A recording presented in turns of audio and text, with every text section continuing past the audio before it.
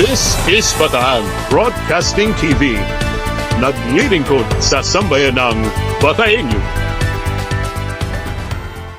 Magandang araw sa inyong lahat. Ako po ang inyong lingkod, Mike Sigaral. At ito si Senny Soriano. At muling nagbabalik ang paborito ninyong programa, Dateline Bataan. Ngayon po ay November 4, 2024. Wow! Alam mo ba, sister, na meron na lamang tayong 51 days bago ang Christmas. Na hindi ko pa maramdaman yan. Parang lumalaglag yung Christmas tree. Dahil lumaglag na ang Christmas tree, sister. Okay. Lalagyan ng maraming regalo yan. May isasabi. Yung mga sponsors natin. Ano ba gusto ko isabi? Puro envelope. Envelope. Ako, cash and kind. Okay. 189 days bago ang midterm election. Oy, yung mga... May 12, Yung mga 2025. kakandidato, ito na ang pagkakataon nyo dahil magki-Christmas. Yes. Diba? Pwede kayo mag-Christmas greeting sa atin. Magpakitang gilas kayo. Pwede nilang discuss dito yung mga plataforma Yes, ni oo. Lupian. Mamaya tatalakayin natin yung sa bayan ng Samal. Yes, oo. Medyo exciting dyan yung ating yung ating discussion with Yes, regards to oo, that. oo. At mamaya meron tayong segment nga, yung Usapang Politika. Oo. Kasama si Kuya Mike at Ate Senny. Yes, oo. Which is uunahin namin yung bayan ng Samal. Pero, sister, mainit na mainit. Mainit na mainit. Sobrang As in init. hot As in talaga. nakakapasok. Oh. At as in hot talaga. Hot talaga, hot na hot. Pero, Oo. nagpapasalamat muna kami dun sa, di ba, gamitin natin yung mga naging, hindi pwedeng pangalanan. Oo. Yung mga naging sponsors namin ni Ate Senny dun sa Hong Kong trip namin. Yeah, maraming Maraming salamat po sa inyo. Kasi, Oo. baka may Love maingit namin kayo. Love namin kayo lahat at si... Pero baka akala nyo naman siya lang. Actually may assignment. Pero may assignment kami.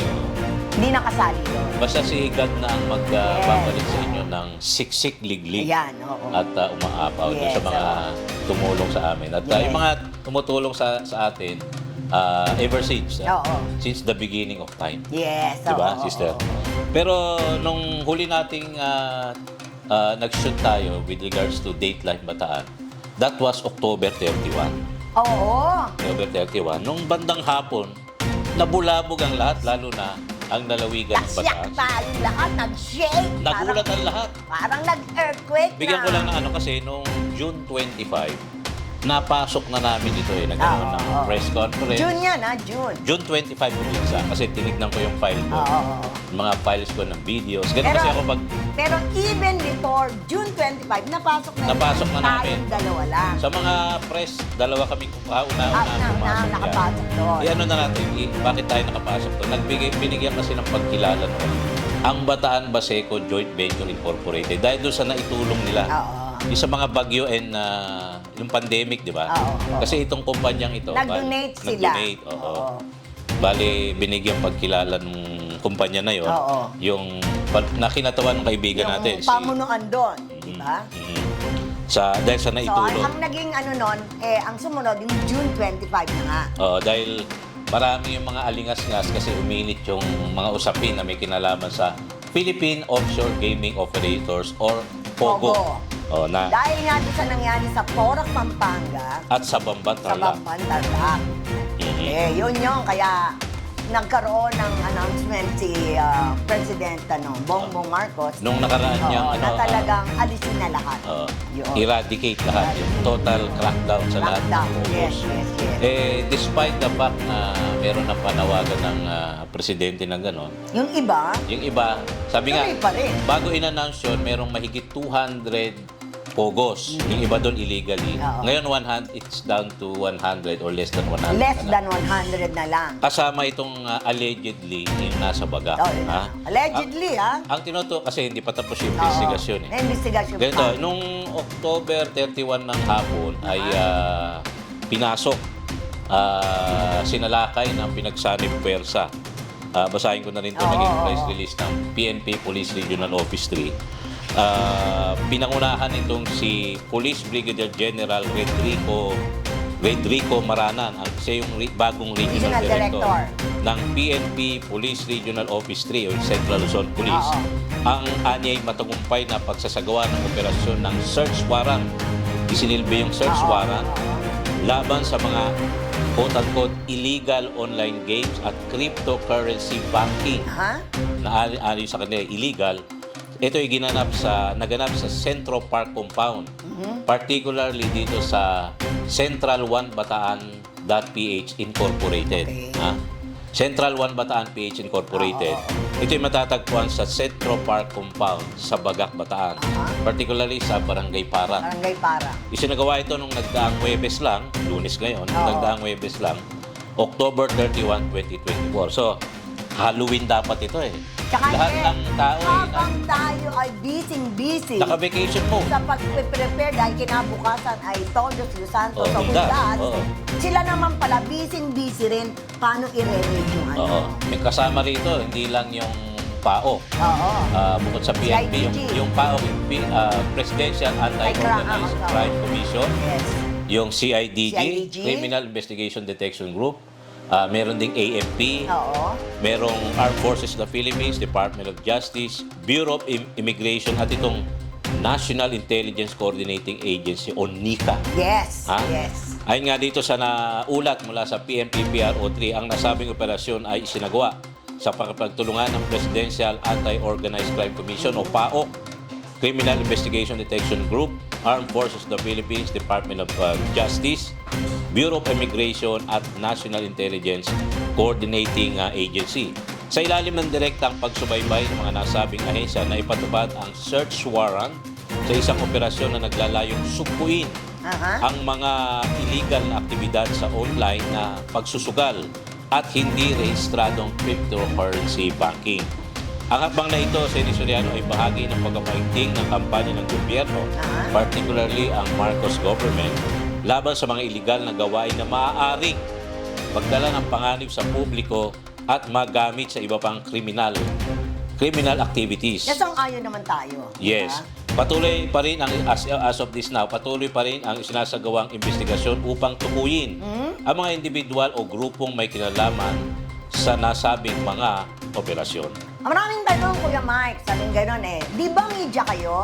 Bakit hindi kayo nakasama sa nasabing operasyon, Kuya Mike? Yung binanggit, nung umiinit noon yung usapin sa Porac at sa Bambantarlac, ay Porac, Pampanga at Bambantarlac. Nung June 25 po ay nagkaroon sila ng quote-unquote inspection kasama si Governor Joe Garcia ng Bataan. Hindi po surprise yun. Ang ating Bataan, ang palalawigang kapulisan sa pamumuno ni Colonel Palmer Villa at yung hepe ng NBI, si Attorney Nathaniel Ramos. Oo. At kasama ang Bataan Press. Yes.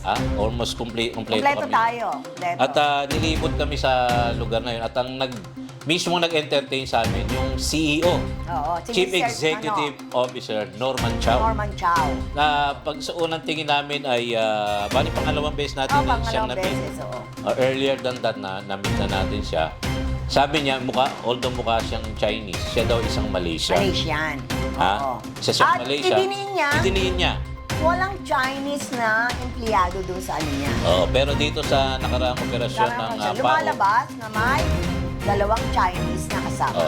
allegedly meron daw dalawang Chinese na. At Ilan namin po, Kuya Mike, hindi po kasama ang sino mang media ng Bataan dahil ito ay operasyon nila sa lalawigan ng Bataan. ang kasama po nila karamihan ay miyembro ng Malacanang Press Corps. Dahil ang nanguna dyan ay PAO, Presidential Anti-Organized Crime Commission. So ang kasama ni Casio ay mga Malacanang Malacanang Press, reporters. oo. Ang isa sa mga At saka nakilala ko doon, hindi ka pwedeng isama dahil taga-roon ka eh kung mag-leak, di ba? sa amin sa RMND sa XL, si Sianel Salazar, Oo. yung Kaya Malacanang puro reporter national po ang nandoon. Yung DCRA, si Kasi maraming Val Gonzales. Oh. Maraming nagtatanong na opisyal na, hindi ba kayo kasama? Oo. Hindi, dahil nga doon sa probinsya mo i-operate, kaya hindi ka pwedeng isama. Actually, may tumawag sa akin isang mayor na tinanong na Oo. kung kasama ako doon. Tapos may mga politiko pang mga Ang dami nagtatanong nang sa amin. nagtatanong sa Akala nila kasama kami doon sa ano. Oo. Linawin namin, nakasama kami sa pagpasok doon nung June 25. June 25. Pero yung operasyon ng PAOK noong October 31, hindi po kami kasama. Wala po. Ayan. Hindi kami kasama Okay, doon. So, wala pa kami pwedeng ibigay na talagang ano ang sinasabi ng gobernador, ano ang mga opisyalis ng Bataan kasi po wala pang inilalabas ng press release dahil hinihintay pa nila yung report na manggagaling sa national, di ba? Actually, bukod doon, Para sagutin. pero with regards to that, Meron unang-unang namang nagbigay ng release. for a while, hindi pa naglalabas ng opisyal na pahayag. Siyempre, nandun din. Oo. During the press ko noong June 25, may sarili silang Oo. nandun din si Governor Garcia. Yes. Pero ngayon, wala pang ini-issue ng opisyal na pahayag dito ang provincial government. oo. Pero naunang nagbigay ng pauna, yung pauna, initial initial. official statement, ang the authority of the Freeport area of Bataan. At basahin natin, sister, yung... Oo, yung binigay nilang press release, no? Oo. Sabi dito, inilabas ng Authority of the Freeport Area of Bataan ang kanilang paunang pahayag na Yes. kaugnay Yes. sa sitwasyon ng Central One Bataan PH Incorporated. Ito pala ay isang kumpanyang rehistrado sa Freeport Area of Bataan at kasalukuyang nakabase sa isang FAB expansion area. Correct. Alam naman sa Bagak Bataan, alam naman natin na yung AFAB or yung FAB, nag-expand na yan Oo. Merong batas na sinasabing tayo lang, no? sa Ang lalawigan na pwedeng mag-expand ang Freeport Kung area. dati ay naka-concentrate lang ang Freeport area of Bataan Sa sa bayan ng Maribeles. Maribeles, ngayon ay pwede na siyang i-expand sa ibang, Yes, maging sa ibang oo. bayan. Ito nga, dito sa FAB expansion area sa Bagak, doon nakalocate itong kumpanyang ito. At ayon sa AFAB, regular nilang isinasagawa ang inspeksyon sa mga locators at rehistradong negosyo sa sarili man o kasama ang iba pang ahensya ng gobyerno. Ito ay upang matiyak na sumusunod ang mga ito sa mga itinakdang alituntunin at kondisyon ng kanilang otoridad. Correct. Kinonfirma rin na kapatid ng AFAB na batid nila ang mga balita na ang Central One ay naging paksa ng isang search warrant na inisyo ng korte at isinagawa ng Presidential Anti-Organized Crime Commission o PAO. Gayunpaman, hindi pa nakatatanggap ang AFAB ng mga nasabing warrant o anumang dokumento kaugnay na dokumento tungkol sa naganap na insidente noong October 31. At ayon pa sa AFAB, after this, maglalabas pa sila ng karagdagang opisyal na pahayag upang upang linawi, karagdagang opisyal kapag natanggap nila mga kinakailangang dokumento o matapos makipag-ugnayan sa mga kasalukuyang ahensya ng gobyerno. Sa ngayon ay natiling nakatuon ng AFAB sa pagkapanatili ng integridad ng kanilang regulatory framework at tinitiyak na ang lahat ng kinakailangang hakbang ay naaayon sa resulta ng investigasyon at mga legal na pamantayan. So, yan yung Yan yung official tungkol sa kasi mainit ang Pogo di ba? Yung usapin sa Pogo. So, wala pa po mga talagang nagbibigay diin na ano ba ang talagang sitwasyon nung nangyari sa Bagak. Dahil hindi pa sila parehong nakakatanggap ng mga official document para sagutin. Sa mga susunod na news update namin sa I-update Dateline natin Bataan at kung magkakaroon kami ng press conference kasama ang AFAB at ang provincial government, ihahatid po namin sa inyo ng buong buo. in video format. Oo. Yan ang promise namin sa inyo para makita nyo kung ano yung sasabihin ng provincial government, particularly si Governor Joet Garcia, Yes. at maging sa kinatawan ng AFAB Yes, kung pupunta si Administrator Pangandaman or yung kanilang isa sa mga Or legal. even Congresswoman Gila Garcia Or even, dahil oo. sakop niya yung Bagak sa Buti 3rd pinalalo mo. district. Inihintay din namin dahil ang Bagak ay sakop Sakop ng 3rd ng 3rd district. Inihintay din namin ang statement mula kay Bataan 3rd District Congresswoman Gila Garcia. Oo. Okay. Sumagot naman sa atin yung kanyang Chief of Staff. Inihintay lang din niya yung opisyal na pahayag ni Congresswoman Garcia. At sa ating pagbabalik, yung iba pang mga Balita.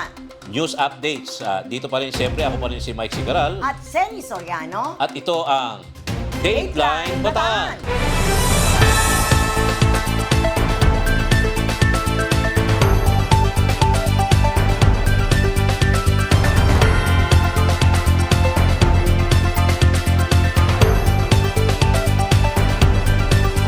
This is Bataan Broadcasting TV.